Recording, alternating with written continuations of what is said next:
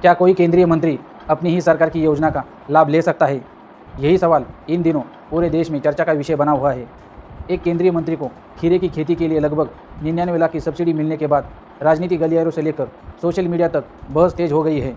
लेकिन क्या यह मामला वास्तव में नियमों का उल्लंघन है या सिर्फ नैतिकता और हितों के टकराव का सवाल है?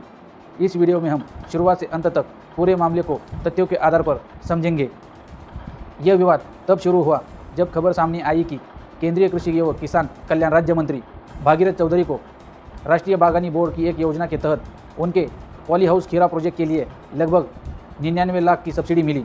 इसके बाद विपक्ष ने सरकार पर सवाल उठाए और यह मुद्दा राष्ट्रीय स्तर का चर्चा का विषय बन गया।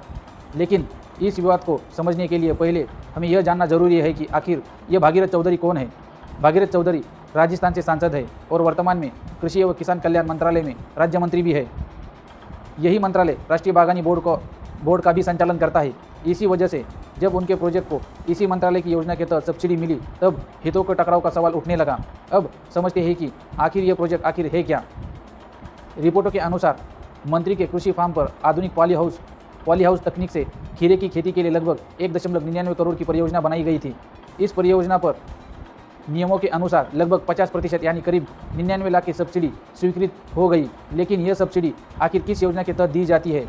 राष्ट्रीय बागवानी बोर्ड किसानों को आधुनिक बागवानी, पॉली हाउस, ग्रीन हाउस और उच्च मूल्य वाली फसलों की खेती के लिए वित्तीय सहायता देता है। यदि कोई किसान निर्धारित नियमों और पात्रता को पूरा करता है तो वह इस योजना के लिए आवेदन कर सकता है। यहीं से सवाल उठता है कि यदि कोई मंत्री किसान हो तो क्या उन्हें भी यह लाभ मिलना चाहिए या नहीं। विवाद का मुख्य कारण सब्सिडी की राशि नहीं है बल्कि मंत्री पद है। आलोचकों का कहना है कि जब कोई व्यक्ति उसी मंत्रालय में मंत्री हो और जिसकी योजना के तहत यह लाभ मिल रहा हो तो इसे हितों के टकराव की स्थिति बन सकती है। वहीं सरकारी समर्थकों का कहना है कि यदि सभी नियमों का पालन हुआ है तो केवल पद के आधार पर उसे इस योजना से वंचित नहीं किया जा सकता। भागीरथ चौधरी ने इस पूरे मामले में कहा है कि उन्होंने किसान के रूप में आवेदन किया था और उन्हें योजना के सभी नियमों का भी पालन किया है। और उनका कहना है कि आवेदन और स्वीकृति प्रक्रिया निर्धारित नियमों के अनुसार हुई थी तथा इसमें किसी भी प्रकार की विशेष लाभ नहीं दिया गया है। लेकिन इसके बाद एक बड़ा सवाल उठता है कि क्या इसमें कोई नियम टूटा है या इसमें कोई कानून टूटा है। अब उपलब्ध और सार्वजनिक जानकारियों के अनुसार जांच एजेंसी या अदालतों ने यह नहीं कहा है कि सब्सिडी अवैध तरीके से ली गई है। फिलहाल इसे कानूनी अपराध नहीं कहा जा सकता। हालांकि कई विशेषज्ञ इसे नैतिकता और पारदर्शिता से जुड़ा मुद्दा मानते हैं। ऐसी स्थिति में यह समझना जरूरी है कि सरकारी सब्सिडी की पूरी प्रक्रिया आखिर कैसे होती है। आमतौर पर किसान संबंधित योजनाओं के लिए आवेदन करता है, दस्तावेज जमा करता है, परियोजना का निरीक्षण होता है और पात्र पाए जाने पर निर्धारित नियमों के अनुसार सब्सिडी स्वीकृत की जाती है।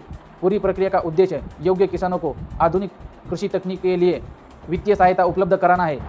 लेकिन क्या पहले भी इस तरह के विवाद सामने आए हैं? भारत की राजनीति में समय समय पर ऐसे कई मामले सामने आए हैं जिनमें सार्वजनिक पद पर बैठे लोगों पर हितों के टकराव के आरोप लगे हैं। हर मामले में परिस्थितियां अलग रही हैं और कई मामलों में जांच के बाद निष्कर्ष निकाले हैं। इसीलिए किसी भी मामले को तथ्यों और आधिकारिक जानकारी के आधार पर ही समझना उतना ही ज़रूरी है। ऐसे विवादों को सबसे बड़ा असर जनता के भरोसे पर पड़ता है। यदि योजना की प्रक्रिया पूरी तरह से पारदर्शी हो तो किसानों को विश्वास बढ़ता है। वहीं यदि किसी योजना को लेकर सवाल उठ रहे हो तो उसकी निष्पक्षता पर भी चर्चा उतनी ही महत्वपूर्ण है। इसीलिए पारदर्शिता और जवाबदेही किसी भी सरकारी योजना की सबसे बड़ी ताकत होती है। तो इस मामले में दो अलग अलग पहलू सामने आए हैं। पहला, उपलब्ध जानकारी के अनुसार अब तक इसे अवैध घोषित नहीं किया गया है। दूसरा, हितों के टकराव और नैतिकता को लेकर बहस जारी है। अब फैसला और राय आपके हाथों में है। यदि कोई मंत्री नियमों के अनुसार पात्र किसान भी हो तो क्या उसे सरकारी सब्सिडी मिलना चाहिए या सार्वजनिक पद पर रहते हुए ऐसे लाभ से उन्हें दूर रखना चाहिए? आपकी राय क्या है? कमेंट करके ज़रूर बताइए।